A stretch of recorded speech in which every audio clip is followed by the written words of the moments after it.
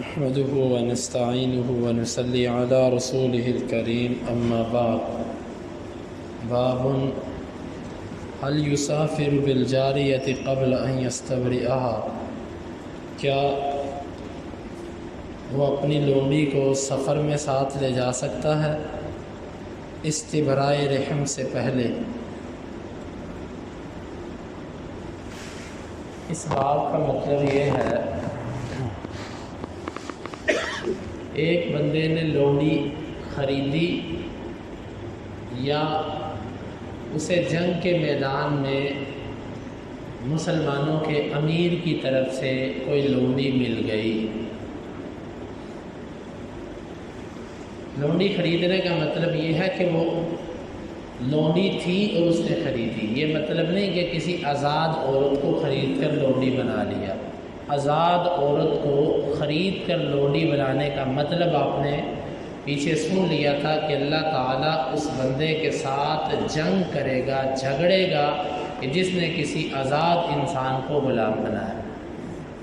تو یہاں پر مراد ہے کہ ایک تھی لونڈی، اس نے مارکیٹ سے جا کر خریدی۔ آج کے دور میں یہ چیز نہیں ہے، اگر ہوتی تو یا جنگ ہوئی کافروں سے، ان کی جو عورتیں قیدی بن کے آئیں ان میں سے ایک عورت اس کے حصے میں آ گئی۔ اب جو لونڈی ہوتی ہے اس کے ساتھ بغیر نکاح کے، بغیر حق مہر کے تمام تعلقات جائز ہوتے ہیں جو میاں بیوی کے درمیان ہوتے ہیں۔ بیوی کو تو طلاق دی جا سکتی ہے، لونڈی کو طلاق نہیں دی جا سکتی۔ بیوی کا نان و نفقہ خرچہ سب خامند کے ذمے ہوتا ہے، لیکن لونڈی کا یہ سب کچھ مالک پر فرض نہیں ہوتا۔ مالک اس کو کہے کہ جا کما کر لا، فلانا کام کر، فلانا کام کر، مالک پر لازم نہیں ہوتے اس کے اخراجات۔ ہاں کھانا کھلانا، اس کو کھانا اس نے اس کو دینا ہے، لیکن اگر وہ اس کھانے پر بھی اس کو کہے کہ تو کما کر لا، یہ مزدوری کر، ادھر پیسے مجھے دے اور پھر کھانا کھونا ملے گا، تو بالکل ٹھیک ہے، کیونکہ وہ لونڈی ہے۔ تو یہ چلتا تھا پہلے معاملات۔ در حقیقت ہمارے اس معاشرے میں اس لونڈی کو تو برے لفظوں سے پکارا جاتا ہے، بولا جاتا ہے، لیکن حقیقت یہ ہے کہ یہ آج کی جیلوں کے نظام سے 1000 گنا بہتر ہے۔ وہ جنگی عورتیں جو آج کے دور میں دشمنوں کے ہاتھ لگ جاتی ہیں، وہ ان کو لونڈی تو نہیں بناتے لیکن جیلوں میں ڈال دیتے ہیں۔ جیلوں میں ان کے ساتھ کیا ہوتا ہے، جنسی تشدد ان کے ساتھ کس قدر ہوتا ہے، اور اس کے علاوہ ظلم و ستم ان پر کیا ہوتے ہیں، یہ ایک الگ داستان ہے جو آپ کو وہی بتا سکتا ہے یا وہی بتا سکتی ہے کہ جس نے یہ ظلم سہے ہیں۔ اسلام ایک عورت کے حوالے ایک مرد کے حوالے کر دیتا ہے ایک عورت کو۔ اب ایک مرد کتنا اس کے ساتھ کر سکتا ہے ظلم، یا کتنی اس سے خدمت لے، اور اس کے بھی اسلام نے آداب بتائے کہ لونڈی کے ساتھ ظلم نہیں کرنا، اس کو مارنا نہیں، اس بڑی تعلیمات دی ہیں۔ لیکن اس جدید نظام نے اس غلام بنانے پر تو پابندی لگائی بین الاقوامی طور پر کہ اب کوئی کسی کو غلام نہیں بنا سکتا، لیکن اس کا جو متبادل لے کر آئے جیلوں میں ڈالنا، کہ ایک ایک عورت کے ساتھ کتنے کتنے درندے جو ہیں وہ اپنی خواہشات پوری کرتے ہیں، اس لیے کہ یہ جو ہے ہمارے دشمنوں کے ملک کی لڑکی ہے۔ تو اس سے 1000 گنا بہتر نظام وہ یہ ہے کہ لونڈی بنایا جائے۔ خیر یہ ایک الگ موضوع ہے جس پر اور بھی بہت ساری ابحاث آتی ہیں، جس کو اگر ضرورت ہوئی تو کسی موقع پر میں بیان کروں گا۔ تو لونڈی اگر کسی بندے کو ملی، اس کے ساتھ میاں بیوی والے حقوق جائز ہوتے ہیں، لیکن کس وقت؟ کیا جب لونڈی خریدی یا ملی اسی وقت؟ تو نہیں۔ اسلام کہتا ہے لونڈی خریدنے کے بعد یا جنگ سے جب تمہیں لونڈی ملی اس کے بعد، جب تک اس کو ایک ماہواری نہ آ جائے، حیض ایک نہ آ جائے، اس وقت تک تم اس کے قریب نہیں جا سکتے۔ جب اس کو ایک ماہواری آ جائے گی، اس کا مطلب ہے کہ اس کا رحم خالی ہے، وہ حاملہ نہیں ہے، تو پھر تم اس کے قریب جا سکتے ہو۔ لیکن اگر اس کو حیض نہیں آیا تو اس کا مطلب ہے وہ حاملہ ہے۔ اگر وہ حاملہ ہے تو جب تک وہ بچے کو جنم نہیں دیتی تمہارے لیے اس کے قریب جانا جائز نہیں ہے، کیونکہ تم کسی کی کھیتی کو پانی نہیں پلا سکتے۔ یہ اسلام کا حکم ہے۔ تو یہاں پر امام بخاری نے باب باندھا ہے، کیا لونڈی کو استبرائے رحم کا معنی ہوتا ہے اس کے رحم کو چیک کرنا کہ وہ خالی ہے کہ حمل سے ہے۔ اور یہ کیسے پتہ چلے گا؟ ایک ماہواری کا انتظار کرنے سے۔ اگر تو ماہواری آ گئی تو رحم خالی ہے، اگر ماہواری نہیں آئی تو وہ حاملہ ہے، پر اس کے حمل کا انتظار کیا جائے گا جب تک وہ وضع عمل نہیں کرتی۔ تو امام بخاری نے یہ مسئلہ لکھا کہ کیا استبرائے رحم سے پہلے ہی سفر میں لونڈی کو ساتھ لے جا سکتا ہے؟ کیونکہ سفر کے اندر انسان خلوت بھی اختیار کرتا ہے، اس میں زیادہ شبہ ہوتا ہے کہ اپنی لونڈی کے قریب جائے گا یہ۔ تو امام بخاری رحمہ اللہ نے اس باب سے یہ ثابت کیا ہے کہ لے جا سکتا ہے، لیکن استبرائے رحم سے پہلے اس کے ساتھ خاص تعلق نہیں رکھ سکتا۔ جس طرح ماہواری کے دوران عورت کے ساتھ اپنی بیوی کے ساتھ ہر تعلق جائز ہوتا ہے سوائے ایک خاص تعلق کے جس سے ولادت ہوتی ہے، وہ تعلق جائز نہیں ہے، باقی سب کچھ جائز ہوتا ہے۔ اسی طرح استبرائے رحم سے پہلے، رحم چیک کرنے سے پہلے لونڈی آپ نے خریدی، اس کے ساتھ سب کچھ جائز ہے سوائے خاص تعلق کے، کہ جو تعلق ولادت کا ذریعہ بنتا ہے وہ نہیں کرنا، اس کے علاوہ باقی تعلق جائز ہوتا ہے۔ تو اس کے لیے امام بخاری کچھ دلائل لے کر آئے ہیں۔ وَلَمْ يَرَ الْحَسَنُ بَأْسًا أَن يُقَبِّلَهَا أَوْ يُبَاشِرَهَا۔ رحم چیک ہونے سے پہلے حسن بصری کہتے تھے اگر وہ اس کو بوس و کنار کرتا ہے، بغل گیر ہو جاتا ہے، خاص ایک تعلق نہیں قائم کرتا جس سے غسل فرض ہوتا ہے، باقی جو بھی اگر وہ کر لیتا ہے تو اس میں کوئی حرج نہیں۔ وقال ابن عمر رضی اللہ عنہما اذا وهبت الولیدۃ التي توطأ او بیعت او عتقت فلیستبرأ رحمها بحیضۃ ولا تستبرأ الاذراع، کہ جس وقت لونڈی کسی کو تحفہ کی گئی ہو، وہ لونڈی جس سے وطی کی جا چکی ہو، یا وہ اس کو بیچی جائے یا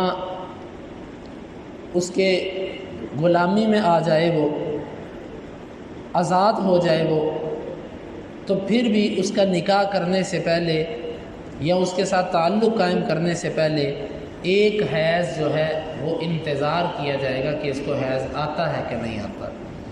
ولا تستبرأ الاذراع، اور جو کواری لونڈی ہے اس کے لیے انتظار نہیں کیا جائے گا، کیونکہ جو کواری ہے اس کے پر تو شبہ ہی نہیں کہ اس کو حمل ہو سکتا ہے۔